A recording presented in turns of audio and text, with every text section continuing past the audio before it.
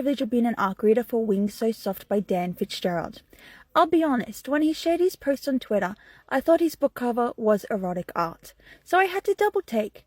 I signed up to be an ARC reader purely because of the cover and knowing little else of his story.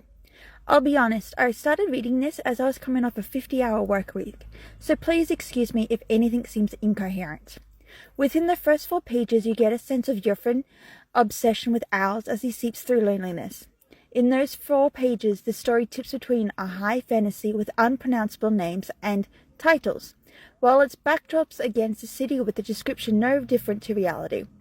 For some reason, I was getting Black Mirror vibes, specifically the storyline titled USS Callister, due to the way Dan Fitzgerald had described the technology used in their story. I did ask Dan. He did admit that he had never seen Black Mirror. By 8%, we had gotten the understanding of how far this story may be set in the future with a war against humans, and their form of technology used as weaponry, versus what this city has to protect themselves as they use owls as a form of weaponry.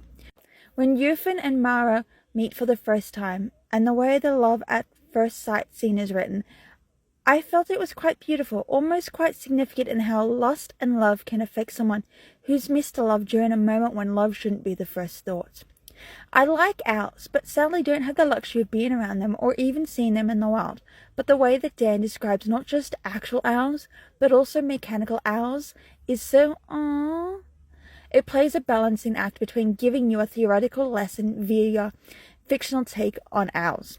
I love how the sex scenes are written as if they're natural and not as if the author didn't know what the hell they were talking about. Enough to taste the feeling, but not enough to overexpose. The story also dives tastefully into bondage. The way the story ends almost seems too perfect, in a good way, wrapping up the war, in a sense, and Yurfin's and Mara's romance storyline. I absolutely cannot wait to see what else Dan Fitzgerald has in store.